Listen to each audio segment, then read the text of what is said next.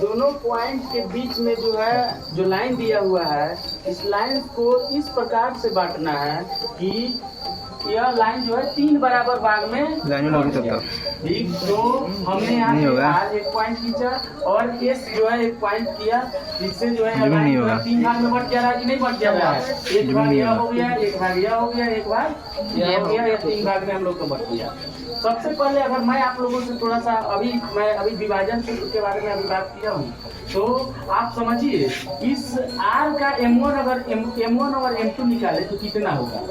ठीक, यह हिस्सा एक हिस्सा है, यह हिस्सा का हिस्सा है, 2 हिस्सा है। ठीक, यानी कि हम कह रहे हैं कि R का M1 M2 कितना होगा, 1:2। बात एक्सेप्ट कर रहे हो कि नहीं कर रहे हो आप लोग। देखिए हिस्सा एक हिस्सा है, एक हिस्सा है, एक हिस्सा है, मिलके यानी कि हिस्सा हो गया 2 हिस्सा, एक हिस्सा है हो गया, यानी कि इसका M1 M2 कितना होगा, 1:2 हो गया।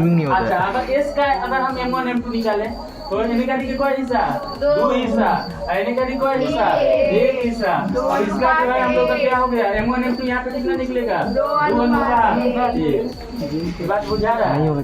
ठीक, अब तो हम लोग का आराम से निकाल लेंगे। अगर R का कोऑर्डिनेट निकालना हो, ठीक है, R का निर्देशांक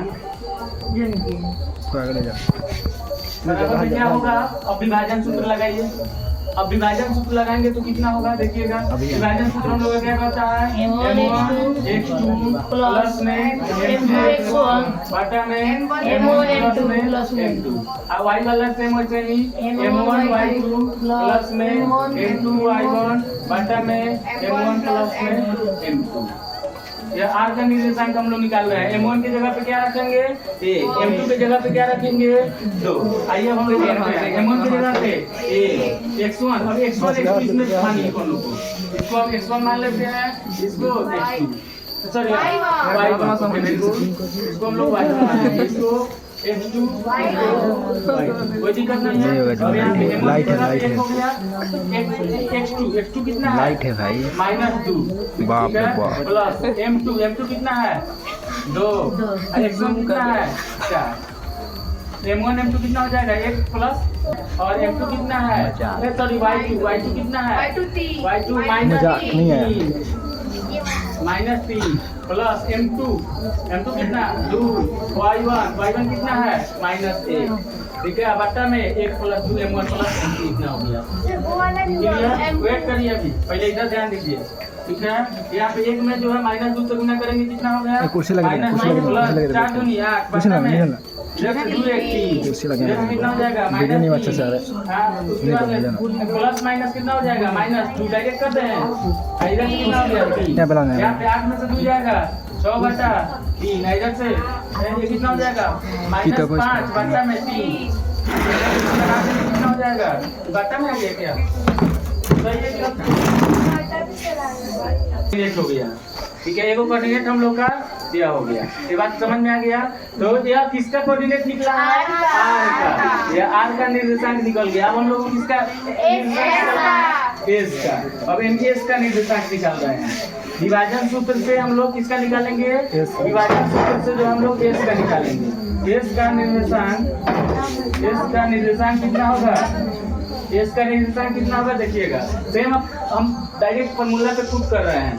ठीक है, M1 X2, M1 अब कितना हो जाएगा, 2, और X2 कितना है, -2। ठीक है, प्लस M2 कितना हो जाएगा, 1। ठीक है, और X1 कितना है, X1 4। ठीक है, बट्टा में ये कितना हो जाएगा, 2 + 1। ठीक है, वैसे ही इसका काम करेंगे तो M1 कितना हो जाएगा, 2 गुना में Y2 कितना हो जाएगा, -3 पक्का, प्लस में M1 1, Y1 कितना हो जाएगा, M2 1 हो जाएगा, Y1 कितना हो जाएगा, -1 हो जाएगा। बटा में 2 प्लस में 1 हो जाएगा, बस हो गया। अब सॉल्व कर लीजिए, आंसर आ गया। 2 दूनी 4 माइनस 4 प्लस में 4 में 4 से करेंगे 4, ये 3 होगा। ठीक, इधर से करेंगे तो कितना हो जाएगा -6, ठीक है, प्लस माइनस कितना हो जाएगा माइनस, कितना हो जाएगा 1 बटा में 3। यहाँ से कितना हो जाएगा, देखिए 4 में से 4 घट जाएगा तो कितना हो गया 0 बटा कितना 3। इधर से कितना हो जाएगा -7 बटा 3, यानी कि इधर से कोऑर्डिनेट कितना होगा 0 और फिर एगो कितना हो जाएगा -7 बटा 3। दिया है आंसर इतना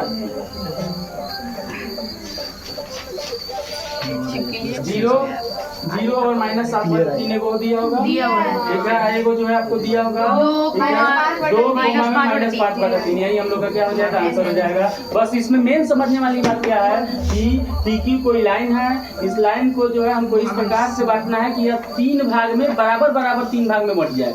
ठीक है, तो हमने एक बिंदु R खींचा है, एक बिंदु S लिया है, यह दोनों बिंदु जो है इस लाइन को 3 बराबर भाग में बांट दे रहा है। अब हमको R का निर्देशांक निकाल देना है और S का निर्देशांक निकाल देना है। समझने वाली बात क्या है कि R का जो M1 M2 जो होगा, तो M1 का मतलब यह दूरी एक हिस्सा है, तो यह दूरी कितना हिस्सा है 2 हिस्सा है, क्या कि 3 बराबर भाग में बटा हुआ है। तो यह हिस्सा अगर एक हिस्सा है, ठीक है, तो यह हिस्सा 1 और यह हिस्सा 1 मिलके कितना हो जाएगा 2 हिस्सा, यानी कि M1 M2 कितना हो जाएगा 1:2 हो जाएगा। वैसे ही यहाँ पे S के लिए M1 M2 अगर निकालेंगे तो यह हिस्सा कितना 2 और यह हिस्सा कितना 1, माने यहाँ पे समझिए R के लिए M1 कितना हो जाएगा यह दूरी 1 हिस्सा और M2 कितना हो जाएगा यह दूरी 2 हिस्सा। ठीक, S के लिए M1 कितना हो जाएगा यह हिस्सा 2 और M2 कितना हो जाएगा यह हिस्सा 1। M1 M2 निकल जाएगा और विभाजन सूत्र लगा करके आप जो है R का भी कोऑर्डिनेट निकाल दीजिए और S का भी कोऑर्डिनेट निकाल दीजिए। ठीक है, यही आपका आंसर होगा।